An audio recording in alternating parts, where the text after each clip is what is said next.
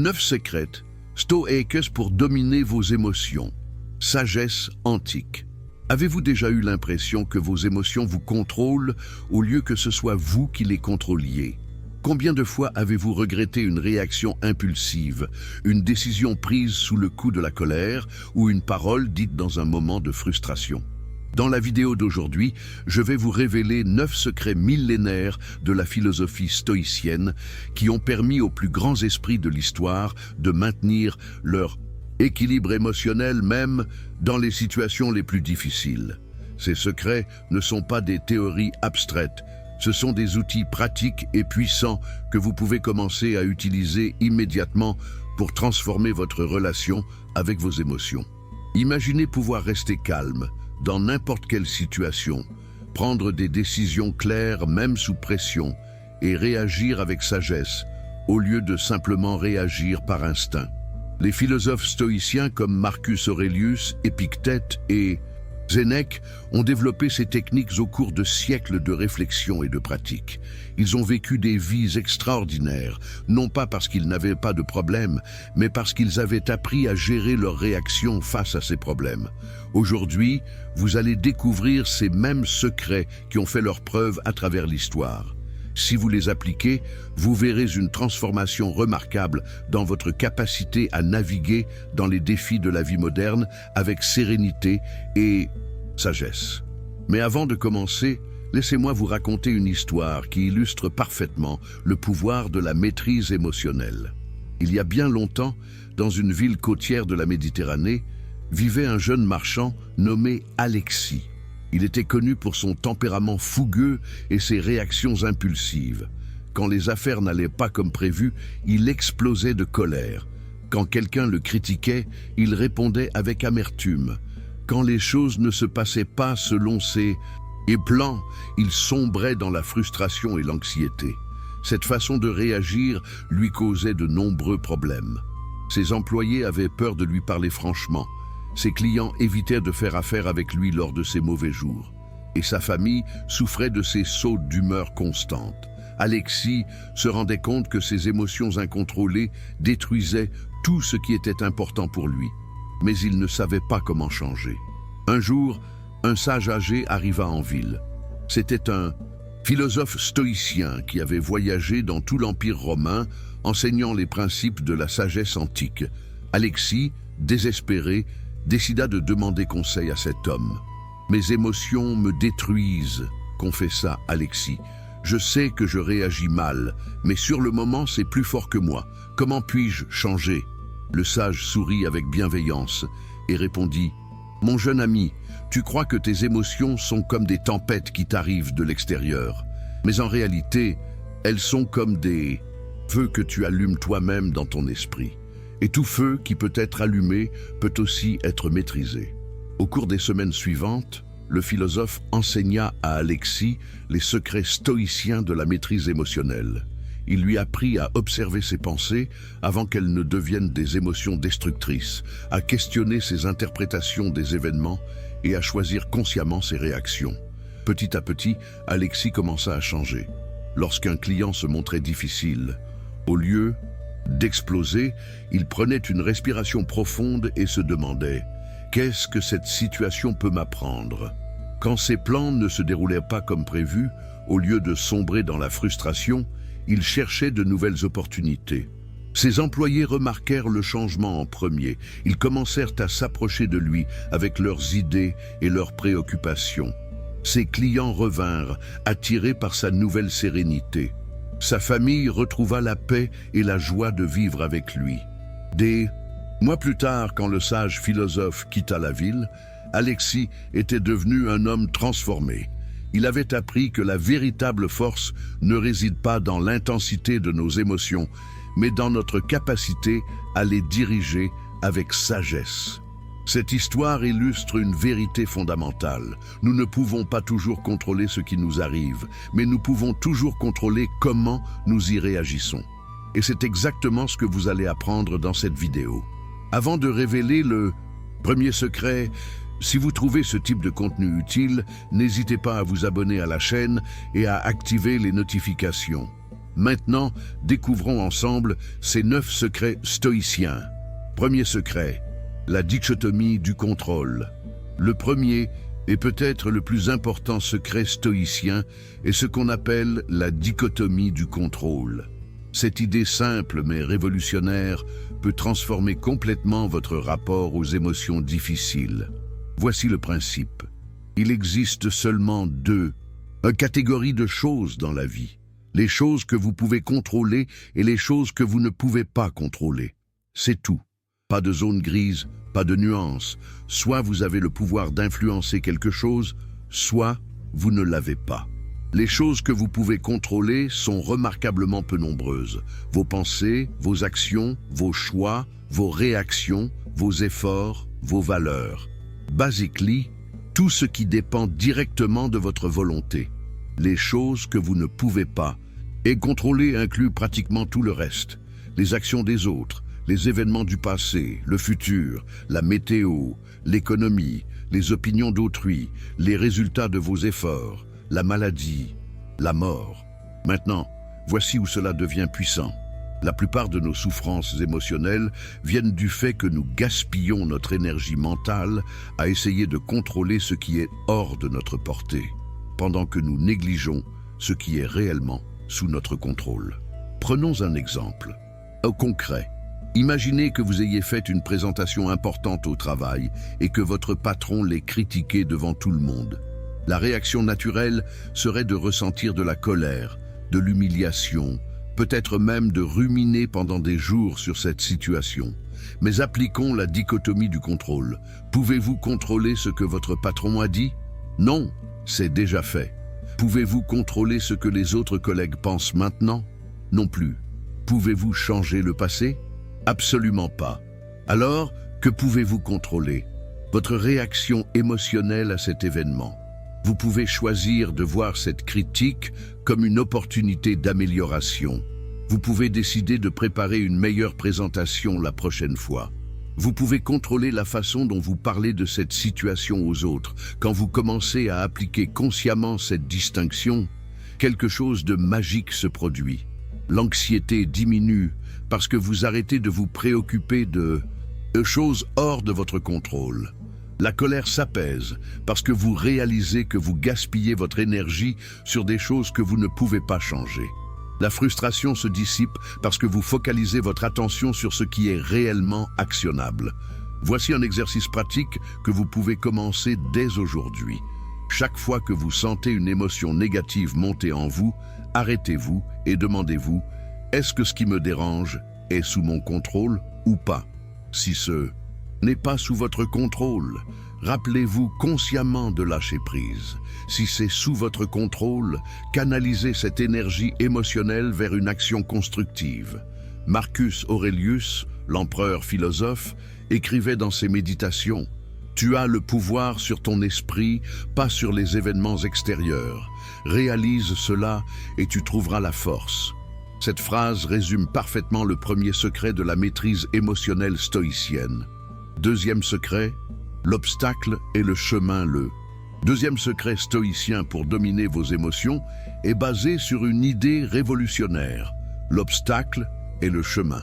Cette phrase, rendue célèbre par Marcus Aurelius, contient une sagesse profonde qui peut transformer votre relation avec les difficultés de la vie.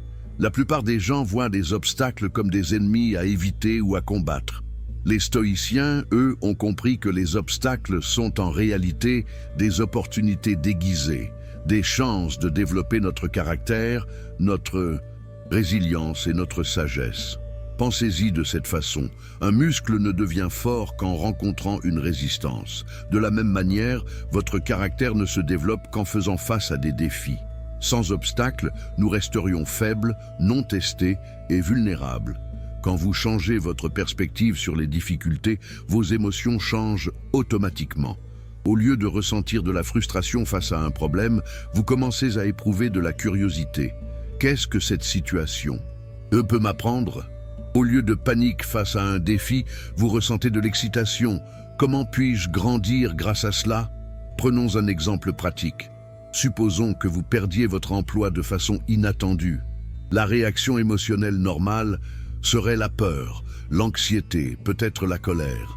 Mais si vous appliquez le principe stoïcien que l'obstacle est le chemin, votre perspective change complètement. Cette perte d'emploi devient peut-être l'opportunité de découvrir une carrière qui vous passionne vraiment. Elle vous force peut-être à développer de nouvelles compétences que vous n'auriez jamais apprises autrement. Elle vous donne peut-être le temps nécessaire pour réfléchir à ce que vous voulez vraiment dans la vie. Les stoïciens appellent cela l'art de tourner les obstacles en chemin. Ils ne nient pas que les difficultés sont réelles ou douloureuses, mais ils refusent de les laisser les définir ou les paralyser.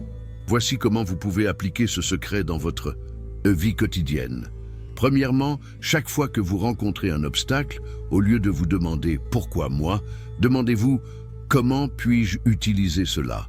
Cette simple question change votre cerveau du mode victime au mode solution. Deuxièmement, cherchez activement les leçons cachées dans chaque difficulté. Qu'est-ce que cette situation vous enseigne sur vous-même, sur les autres, sur la vie? Chaque obstacle contient au moins une leçon précieuse si vous prenez le temps de la chercher. Troisièmement, utilisez les obstacles comme entraînement pour vos vertus stoïciennes. Un patron difficile devient une opportunité de pratiquer la patience. Un échec devient une chance de développer la persévérance. Une critique devient un exercice d'humilité. Marcus Aurelius lui-même a appliqué ce principe pendant son règne. Confronté à des guerres, des épidémies, des trahisons et des difficultés personnelles, il choisissait de voir chaque défi comme une opportunité de pratiquer la philosophie stoïcienne.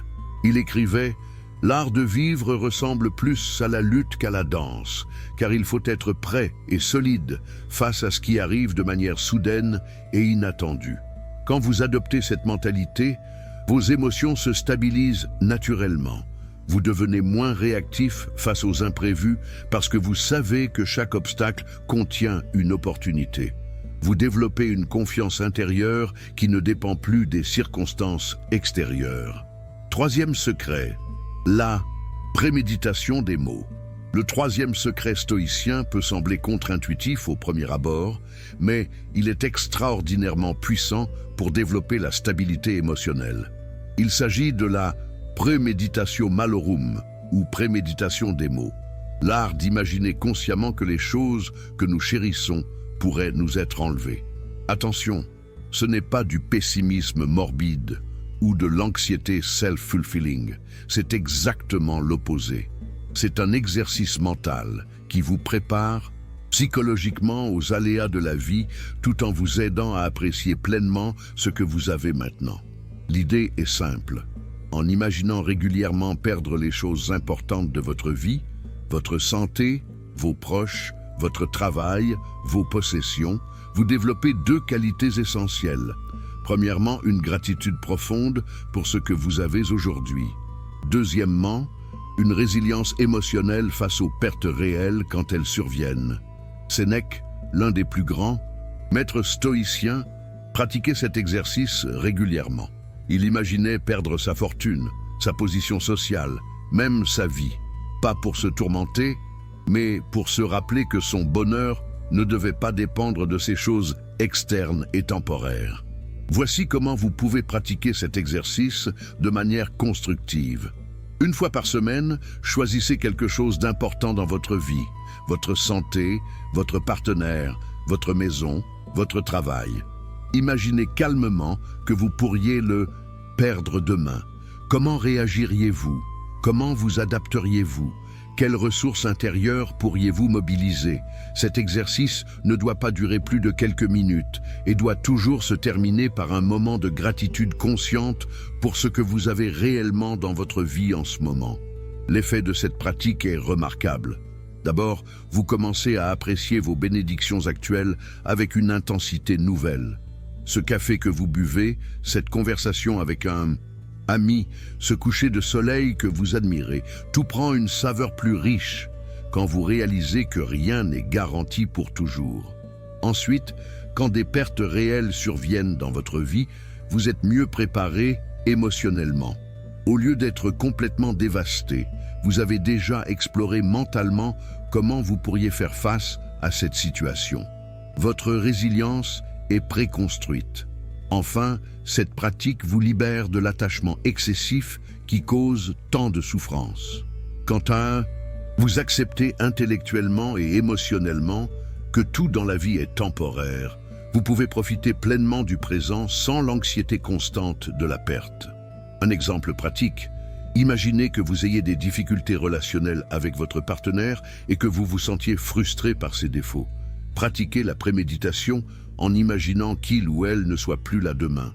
Soudain, ces petits défauts semblent insignifiants comparés à l'amour et à la connexion que vous partagez. Ou supposons que vous soyez stressé par votre travail, que vous vous plaignez constamment de votre patron ou de vos collègues. Imaginez perdre cet emploi demain.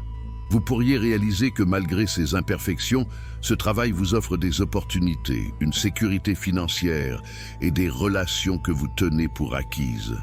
Marcus Aurelius résumait cette sagesse ainsi. « Perdre du temps chaque jour à penser que tu vas mourir. Ce n'est pas morbide, c'est libérateur. Quand vous embrassez la réalité de l'impermanence, vous arrêtez de gaspiller votre énergie émotionnelle sur des préoccupations triviales et vous commencez à vivre avec plus d'intention et de gratitude. Quatrième secret, la réserve de choix. Le quatrième secret stoïcien est l'un des plus pratiques et immédiatement applicables, la réserve de choix ou réserve clause en latin. Cette technique mentale simple peut révolutionner votre rapport à la planification et drastiquement réduire votre niveau de frustration et d'anxiété. Le principe est le suivant. Chaque fois que vous faites des plans ou fixez des objectifs, ajoutez mentalement la phrase « si rien ne l'empêche » ou « si les dieux le permettent ». Cette petite addition psychologique peut sembler insignifiante, mais elle a un pouvoir transformateur sur vos émotions. Pourquoi cette technique est-elle si efficace? Parce que la plupart de nos frustrations et de nos colères viennent du fait que la réalité ne correspond pas exactement à nos attentes. Nous planifions notre journée dans les moindres détails, puis nous nous énervons quand un embouteillage imprévu nous fait arriver en retard. Nous imaginons comment une conversation va se dérouler, puis nous sommes déçus quand l'autre personne ne réagit pas comme nous l'avions prévu. La réserve de choix vous rappelle constamment que vous n'êtes pas le maître absolu de l'univers, que vos plans, aussi bien préparés soient-ils, peuvent être bouleversés par des facteurs hors de votre contrôle, et que c'est normal et acceptable. Voici comment appliquer cette technique dans votre quotidien. Quand vous planifiez votre journée le matin, ajoutez mentalement « Je vais terminer ce projet aujourd'hui, si rien ne l'empêche. Je vais arriver à l'heure à mon rendez-vous, si la circulation le permet. Je vais avoir une conversation productive avec mon patron, si les circonstances s'y prêtent. » Cette simple addition mentale change votre état d'esprit de la rigidité à la flexibilité. Au lieu d'être attaché de manière obsessionnelle à vos plans spécifiques, vous restez ouvert aux ajustements nécessaires. Prenons un exemple concret. Supposons que vous ayez planifié une journée parfaite. Finir un rapport important le matin, déjeuner avec un ami, puis aller à la salle de sport le soir. Mais votre ordinateur tombe en panne le matin, votre ami annule au dernier moment et vous rentrez du travail complètement épuisé. Sans la réserve de choix, cette journée serait vécue comme un échec complet, source de frustration et de mauvaise humeur. Avec la réserve de choix, vous acceptez plus facilement ces changements comme faisant partie de la nature imprévisible de la vie. Au lieu de vous énerver contre votre ordinateur défaillant, vous voyez cela comme une opportunité de faire autre chose. Peut-être organiser votre bureau, avoir des conversations importantes avec vos collègues ou réfléchir stratégiquement à vos projets. Au lieu d'être déçu par l'annulation de votre ami, vous profitez de ce temps libre inattendu pour vous détendre ou faire quelque chose que vous reportiez depuis longtemps. Au lieu de culpabiliser de ne pas aller à la salle de sport, vous écoutez votre corps qui a besoin de récupération. Épictète, qui a peut-être le mieux articulé cette sagesse, disait « Quand tu vas entreprendre une action, rappelle-toi quel genre d'action c'est. Si tu vas te baigner, représente-toi ce qui arrive au bain. On éclabousse, on pousse. On se dit des injures, on vole. Et tu entreprendras l'action plus sûrement si tu te dis dès l'abord « Je veux me baigner et garder ma volonté en harmonie avec la nature ». Cette approche ne vous rend pas passif ou défaitiste. Au contraire, elle vous libère pour être plus créatif et adaptable face aux imprévus. Quand vous n'êtes pas rigidement attaché à un plan spécifique, vous pouvez saisir des opportunités inattendues et trouver des solutions alternatives avec plus de facilité. La réserve de choix vous enseigne aussi l'humilité, la reconnaissance que malgré tous vos efforts de planification et de préparation, vous n'êtes qu'une petite partie d'un système complexe et imprévisible. Et paradoxalement, cette humilité vous donne plus de pouvoir réel, car elle vous permet de naviguer dans l'incertitude avec grâce et sérénité. Cinquième secret, la discipline de l'assentiment. Le cinquième secret stoïcien touche au cœur même de la maîtrise émotionnelle, la discipline de l'assentiment. Cette technique sophistiquée vous apprend à examiner vos pensées avant qu'elles ne se transforment en émotions destructrices, vous donnant un contrôle remarquable sur votre état psychologique. Voici le principe fondamental. Les événements extérieurs ne créent pas directement vos émotions. Ce sont vos interprétations, vos jugements sur ces événements qui génèrent vos réactions émotionnelles. Et puisque vous contrôlez vos jugements, vous contrôlez ultimement vos émotions. Épictète l'exprimait ainsi. Ce ne sont pas les choses qui nous perturbent, mais les opinions que nous avons sur ces choses. Cette phrase contient une vérité révolutionnaire qui peut transformer votre vie émotionnelle. Prenons un exemple simple. Vous marchez dans la rue et quelqu'un vous bouscule sans s'excuser. L'événement en lui-même, le contact physique, n'est qu'un fait neutre. Mais votre esprit va immédiatement créer une interprétation. Cette personne est impolie. Elle n'a aucun respect. Elle l'a fait exprès pour me manquer de respect. Ces interprétations, à leur tour, génèrent des émotions. Colère, indignation, frustration. Et ces émotions vous poussent vers des actions. Vous voulez peut-être confronter cette personne ou passer le reste de la journée de mauvaise humeur. Mais que se passerait-il si vous choisissiez consciemment une interprétation différente? Cette personne semble pressée. Elle a peut-être une urgence. Elle ne m'a peut-être même pas vu. Tout le monde fait des erreurs d'inattention parfois. Avec ces interprétations alternatives, vos émotions changent complètement. Au lieu de colère, vous pourriez ressentir de la compréhension, de l'indifférence ou même de la compassion. La discipline de l'assentiment consiste à créer un espace entre l'événement et votre réaction automatique, un moment de pause où vous pouvez examiner consciemment vos interprétations et choisir les plus constructives. Voici comment pratiquer cette discipline. Premièrement, développez l'habitude de la pause. Quand ou quelque chose vous dérange, prenez une respiration profonde avant de réagir. Dans cette respiration, demandez-vous « Quelle interprétation suis-je en train de donner à cette situation ?» Deuxièmement, questionnez systématiquement vos premières interprétations. Sont-elles basées sur des faits ou sur des suppositions? Y a-t-il d'autres explications possibles? Votre interprétation vous aide-t-elle ou vous nuit-elle? Troisièmement, choisissez consciemment l'interprétation la plus utile et la est plus vraie. Cela ne signifie pas nier la réalité ou toujours voir tout en rose, mais choisir la perspective qui vous permet de répondre de manière constructive. Un exemple plus complexe. Votre patron vous critique publiquement lors d'une réunion. Votre interprétation automatique pourrait être « Il essaie de m'humilier, il ne respecte pas mon travail, il veut me faire virer ». Ces interprétations génèrent de la colère, de l'humiliation, de l'anxiété. Mais si vous appliquez la discipline de l'assentiment, vous pourriez considérer « Il est peut-être stressé par les pressions de sa hiérarchie. Il veut peut-être que j'améliore genuinement mon travail. Cette critique contient peut-être des éléments constructifs que je peux utiliser. » Cette approche ne transforme pas magiquement une situation désagréable en quelque chose de positif, mais elle vous permet de répondre avec sagesse plutôt qu'avec réactivité émotionnelle. Marcus Aurelius pratiquait cette discipline quotidiennement. Dans ses méditations personnelles, il écrivait « Très tôt le matin, dis-toi, aujourd'hui je rencontrerai des gens indiscrets, ingrats, insolents, trompeurs, envieux, peu sociables. Ils sont ainsi par ignorance du bien et du mal. Moi qui ai vu la beauté du bien et la laideur du mal, qui sais que le coupable est mon parent, je ne peux recevoir de tort de leur part. En préparant mentalement ses interprétations à l'avance, Marcus Aurelius s'immunisait contre les réactions émotionnelles destructrices aux comportements difficiles des autres. La discipline de l'assentiment vous donne un pouvoir extraordinaire, celui de choisir vos émotions au lieu de les subir.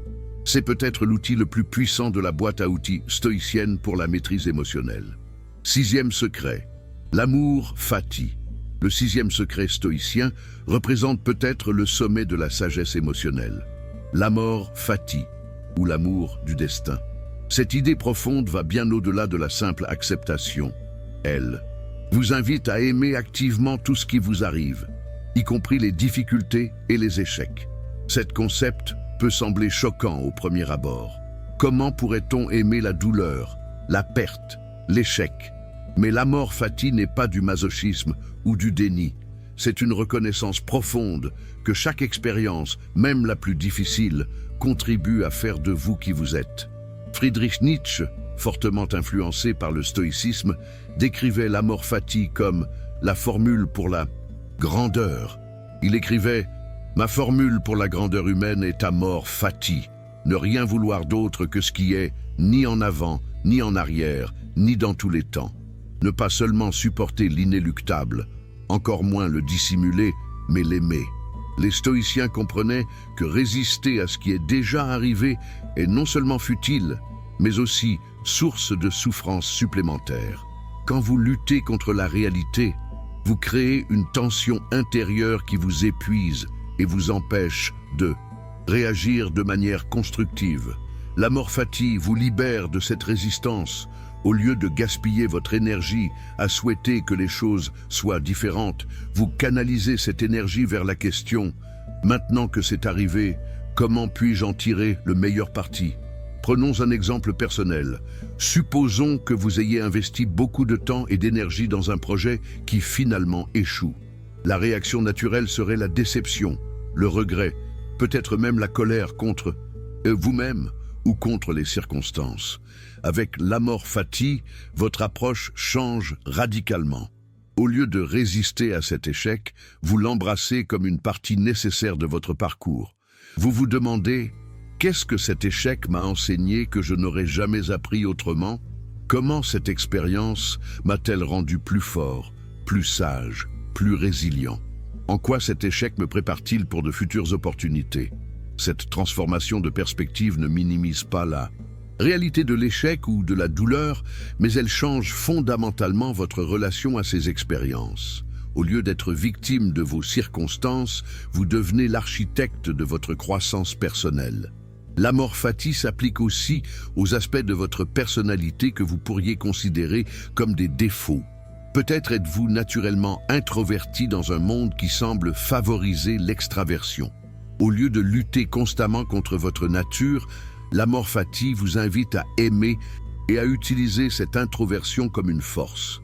Votre tendance à la réflexion profonde, votre capacité à observer avant d'agir, votre préférence pour les relations authentiques plutôt que superficielles, tous ces traits peuvent devenir des avantages quand vous cessez de les voir comme des limitations.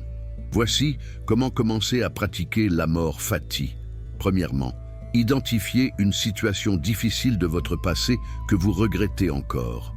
Au lieu de vous concentrer sur ce que vous auriez pu faire différemment, cherchez consciemment les leçons, la croissance ou les opportunités qui ont résulté de cette expérience. Deuxièmement, quand vous faites face à des défis actuels, rappelez-vous cette phrase. Cela aussi fait partie de mon histoire, et mon histoire a besoin de tous ces chapitres pour être complète. Même les chapitres difficiles contribuent à la richesse de votre récit personnel. Troisièmement, pratiquez la gratitude pour vos défauts et vos échecs. Remerciez-les pour les leçons qu'ils vous ont apprises et la force qu'ils vous ont donnée. Marcus Aurelius incarnait parfaitement cette attitude. Malgré les guerres, les épidémies, les trahisons et les difficultés personnelles de son règne, il écrivait « Accepte les choses auxquelles le sort te lie et aime les gens avec qui le sort te fait vivre. L'amor fati ne vous rend pas passif face aux difficultés. Au contraire, il vous libère pour réagir avec créativité et détermination. Quand vous n'êtes plus en guerre, et contre votre réalité, toute votre énergie peut être consacrée à créer la meilleure réponse possible à cette réalité. Septième secret, la vision d'en haut. Le septième secret stoïcien utilise une technique mentale puissante appelée la vision d'en haut ou la vue cosmique. Cette pratique consiste à élargir consciemment votre perspective pour voir vos problèmes actuels dans le contexte plus large de l'espace et du temps.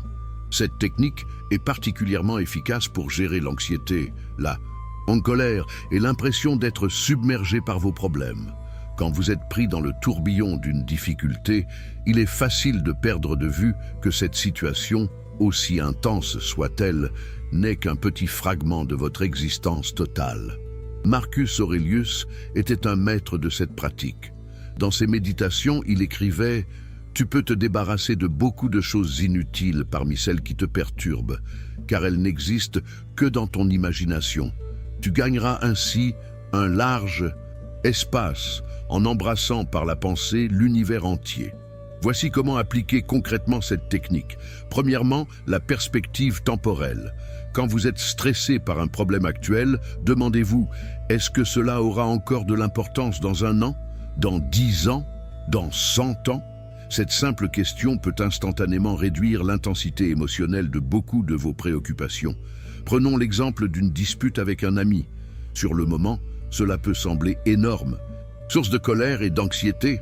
Mais quand vous appliquez la perspective temporelle, vous réalisez que dans 1 mois, cette dispute sera probablement résolue ou oubliée. Dans 10 ans, vous vous souviendrez à peine des détails. Cette réalisation vous aide à réagir avec plus de mesure et de sagesse. Deuxièmement, la perspective spatiale. Imaginez-vous vu de l'espace comme un point minuscule sur une planète qui elle-même est un point dans un système solaire, qui est lui-même un point dans une galaxie parmi des milliards d'autres. Cette visualisation n'est pas destinée à vous faire sentir insignifiant, mais à relativiser l'importance des problèmes qui vous semblent insurmontables. Votre patron difficile, vos soucis financiers, votre rupture amoureuse, tous ces défis sont réels et méritent d'être traités avec sérieux. Mais la vision cosmique vous rappelle qu'ils ne sont pas la totalité de votre existence, ni la mesure de votre valeur. Troisièmement, la perspective de l'humanité. Rappelez-vous que vous faites partie d'une chaîne continue d'êtres humains qui ont tous fait face à des défis similaires. Des milliards de personnes avant vous ont vécu des pertes, des échecs, des déceptions, et ont trouvé des moyens de continuer, d'apprendre et de grandir. Cette connexion avec l'expérience humaine universelle peut être profondément réconfortante. Vous n'êtes pas seul dans vos luttes. Ce que vous vivez fait partie de la condition humaine normale, et si tant d'autres ont survécu et prospéré malgré des difficultés similaires, vous le pouvez aussi. Voici un exercice pratique que vous pouvez faire quotidiennement. Chaque soir, avant de dormir, prenez quelques minutes pour zoom out mentalement sur votre journée. Commencez par voir votre journée comme une petite partie de votre semaine comme une partie de votre mois comme une partie de votre année, et votre année comme une partie de votre vie entière. Puis élargissez encore votre vie comme une partie de l'histoire de votre famille, de votre communauté, de l'humanité. Enfin, imaginez l'humanité comme une partie de l'histoire de la planète Terre dans l'immensité de le cosmos. Cette pratique régulière développe ce que les psychologues appellent aujourd'hui la sagesse, la capacité à maintenir une perspective équilibrée face aux défis de la vie. La vision d'en haut ne diminue pas l'importance de vos actions ou de vos responsabilités. Au contraire, elle vous libère des préoccupations excessives et vous permet d'agir avec plus de clarté et de détermination. Quand vous n'êtes plus paralysé par l'anxiété ou aveuglé par la colère, vous pouvez répondre aux défis avec toute votre intelligence et votre créativité. Marcus Aurelius l'exprimait ainsi. « constamment considère que tout n'est qu'opinion. Cela était clair pour la dernière des paroles de Monimus, le cynique. Et l'utilité de cette sentence est claire aussi, si l'on recueille ce qu'elle a de vrai. 8e secret, la sympathie universelle. Le 8e secret stoïcien révèle une approche révolutionnaire pour gérer les conflits et les relations difficiles. La sympathie universelle. Cette idée profonde enseigne que tous les êtres humains, même ceux qui nous causent du tort, sont interconnectés et fondamentalement similaires dans leur motivation et leur lutte. Cet concept peut sembler difficile à accepter, surtout quand vous faites face à des personnes qui vous ont blessé ou qui agissent de manière apparemment irrationnelle. Mais les stoïciens avaient compris une vérité psychologique profonde. La plupart des comportements négatifs des autres viennent de leur propre souffrance, ignorance ou peur. Marcus Aurelius écrivait « Chaque fois que tu veux te réjouir, considère les bonnes qualités de tes compagnons, car rien ne réjouit autant que les exemples de vertu qui se manifestent dans le caractère de ceux qui vivent avec nous. » Mais il allait plus loin, reconnaissant même dans les personnes difficiles une humanité partagée. Quand tu te réveilles le matin, dis-toi, les gens que je vais rencontrer aujourd'hui vont être indiscrets, ingrats, arrogants, malhonnêtes, jaloux et hargneux. Ils sont comme cela parce qu'ils ne savent pas distinguer le bien du mal, mais moi, je sais que la nature du bien est belle et la nature du mal laide. Cette approche transforme radicalement votre façon de réagir aux comportements difficiles. Au lieu de prendre les actions des autres, personnellement, vous commencez à les voir comme des expressions de leurs propres limites et souffrances. Prenons un exemple concret. Votre collègue vous critique constamment, en public, et semble prendre plaisir à vous mettre mal à l'aise. La réaction naturelle serait la colère, le ressentiment, peut-être même le désir de vengeance. Mais avec la sympathie universelle, vous pourriez considérer cette personne agit peut-être ainsi parce qu'elle se sent menacée professionnellement ou parce qu'elle a appris ce comportement dans un environnement toxique ou parce qu'elle souffre d'insécurité profonde qu'elle ne sait pas gérer autrement. Cette compréhension ne justifie pas son comportement et ne signifie pas que vous devez l'accepter passivement, mais elle change votre réaction émotionnelle. Au lieu de colère personnelle, vous pourriez ressentir de la compassion pour sa souffrance intérieure, tout en prenant des mesures fermes pour protéger votre bien-être. La sympathie universelle s'étend aussi à vous-même. Les stoïciens enseignaient l'importance de traiter vos propres erreurs et faiblesses avec la même compréhension bienveillante que vous accorderiez à un ami cher. Quand vous commettez une erreur, au lieu de vous flageller avec des autocritiques destructrices, vous pouvez reconnaître « je suis humain, j'apprends et cette erreur fait partie de mon processus de croissance. Comment puis-je tirer une leçon de cela et faire mieux la prochaine fois ?» Voici comment. Développez pratiquement cette sympathie universelle. Premièrement, quand quelqu'un vous irrite ou vous blesse, posez et demandez-vous « quelle douleur ou quelle peur pourrait motiver ce comportement ?» Cet exercice ne justifie pas les actions néfastes, mais il vous aide à répondre avec sagesse plutôt qu'avec réactivité. Deuxièmement, pratiquez la phrase mentale.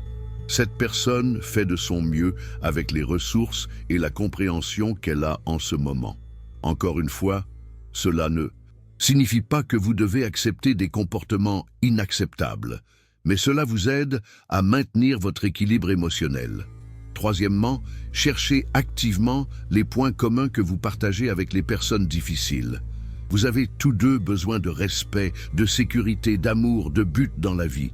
Vous avez tous deux fait des erreurs, ressenti de la peur, lutté avec l'incertitude. Cette pratique développe ce que les stoïciens appelaient « weikeiosis », un sens d'appartenance et de connexion avec tous les êtres humains. Épictète l'exprimait ainsi: nous sommes tous acteurs dans une pièce de théâtre dont l'auteur a fixé la distribution. Si le rôle est court, joue-le brièvement. S'il est long, joue-le longuement. Si c'est un pauvre qu'il te faut jouer, joue même ce rôle avec talent. La sympathie universelle ne vous rend pas naïf ou vulnérable. Au contraire, elle vous donne une compréhension plus profonde de la nature humaine, ce qui vous permet de naviguer dans les Relation avec plus d'habileté et moins de stress émotionnel. Quand vous cessez de prendre les actions des autres comme des attaques personnelles, vous gagnez une liberté émormousse. Vous pouvez répondre aux défis relationnels avec clarté, fermeté et compassion, une combinaison qui est généralement beaucoup plus efficace que la colère ou le ressentiment. 9e secret, la discipline de l'action. Le 9e et dernier secret stoïcien pour maîtriser vos émotions concerne la discipline de l'action. Cette sagesse enseigne que la meilleure façon de gérer les émotions difficiles n'est pas de les analyser indéfiniment, mais de les canaliser vers des actions constructives et alignées avec vos valeurs. Les stoïciens comprenaient que nous sommes des êtres d'action et que l'inaction face aux défis tend à amplifier nos souffrances émotionnelles. Quand vous ruminez sur un problème sans agir, votre anxiété grandit. Quand vous ressassez une injustice sans réagir constructivement, votre colère s'intensifie. La discipline de l'action vous enseigne à transformer vos émotions en carburant pour des actions utiles. Au lieu de subir passivement vos états émotionnels, vous les utilisez comme des signaux vous indiquant où vous devez diriger votre énergie. Marcus Aurelius écrivait « Tu as le pouvoir sur ton esprit, pas sur les événements extérieurs. Réalise cela et tu trouveras la force. » Cette force se manifeste à travers l'action alignée avec vos principes, même face à des émotions difficiles. Voici comment appliquer concrètement la discipline de l'action. Premièrement, identifiez l'émotion comme un signal. Quand vous ressentez de l'anxiété, demandez-vous « Qu'est-ce que cette anxiété me dit sur ce qui nécessite mon attention ?» Quand vous éprouvez de la colère, questionnez « Quelle injustice ou quel problème cette colère pointe-t-elle » Les émotions, même désagréables, contiennent souvent des informations précieuses sur vos besoins, vos valeurs ou les actions que vous devriez entreprendre. Deuxièmement, transformez l'émotion en action concrète. Si vous êtes anxieux concernant votre sécurité financière, au lieu de simplement vous inquiéter, créez un budget, cherchez des opportunités d'augmentation de revenus ou consultez un conseiller financier. Si vous êtes en colère face à une injustice dans votre communauté, canalisez cette énergie vers du bénévolat, des dons à des causes importantes ou l'engagement civique. Si vous ressentez de la tristesse suite à une perte, utilisez cette émotion pour approfondir vos connexions avec les personnes qui vous restent ou pour honorer la mémoire de ce que vous avez perdu à travers des actions significatives. Troisièmement, agissez selon vos valeurs, pas selon vos émotions du moment. La discipline de l'action ne signifie pas réagir impulsivement à chaque émotion. Elle signifie utiliser vos émotions comme des informations, puis choisir des actions qui reflètent vos principes les plus profonds. Par exemple, si vous êtes en colère contre quelqu'un, votre impulsion pourrait être de lui dire des choses blessantes. Mais si vos valeurs incluent la justice et la compassion, vous pourriez choisir d'avoir une conversation constructive, de fixer des limites claires ou de chercher une résolution qui préserve la dignité de tous. Un aspect crucial de cette discipline est l'acceptation que vous ne pouvez pas contrôler les résultats de vos actions, seulement les actions elles-mêmes. Sénèque l'exprimait ainsi « Tu ne peux pas contrôler ce qui t'arrive, mais tu peux contrôler comment tu y réagis. Et dans cette réaction se trouve ton pouvoir, ta croissance et ta liberté. » Cette approche libère d'une pression énorme. Vous n'avez pas à garantir le succès de chaque action, seulement à agir en accord avec vos valeurs et votre meilleure compréhension de la situation. Voici un exercice pratique pour développer cette discipline. Chaque soir, réfléchissez aux émotions fortes que vous avez ressenties pendant la journée. Pour chacune, demandez-vous « Quelle information cette émotion me donnait-elle ? Ai-je agi en réponse à cette information ? Mon action était-elle alignée avec mes valeurs ? Que pourrais-je faire différemment demain ? » Cette réflexion régulière développe votre capacité à utiliser vos émotions comme des guides vers l'action constructive plutôt que comme des obstacles à votre bien-être. La discipline de l'action transforme aussi votre relation au temps. Au lieu de passer des heures à analyser vos sentiments ou à vous inquiéter de l'avenir. Vous canalisez cette énergie vers des actions présentes qui construisent le futur que vous désirez. Épictète, qui avait vécu l'esclavage avant de devenir l'un des plus grands enseignants stoïciens, incarnait parfaitement cette sagesse. Malgré les limitations extrêmes de sa situation, il avait trouvé sa liberté dans sa capacité à choisir ses réactions et ses actions intérieures. Conclusion. Nous voilà arrivés au terme de notre exploration. Des 9 secrets stoïciens pour dominer vos émotions. Ces techniques millénaires, la dichotomie du contrôle, voir l'obstacle comme le chemin, la préméditation des mots, la réserve de choix, la discipline de l'assentiment, l'amorphatie, la vision d'en haut, la sympathie universelle et la discipline de l'action forment ensemble un système complet de maîtrise émotionnelle. L'application de ces secrets ne transformera pas votre vie du jour au lendemain, mais si vous les pratiquez régulièrement, vous développerez une résilience et une sagesse émotionnelle qui vous serviront toute votre vie. Rappelez-vous que les plus grands stoïciens de l'histoire, Marcus Aurelius, Épictète, Sénèque, n'étaient pas des hommes parfaits qui ne ressentaient jamais d'émotions difficiles. Ils étaient des êtres humains qui avaient appris à transformer leurs défis émotionnels en opportunités de croissance et de sagesse.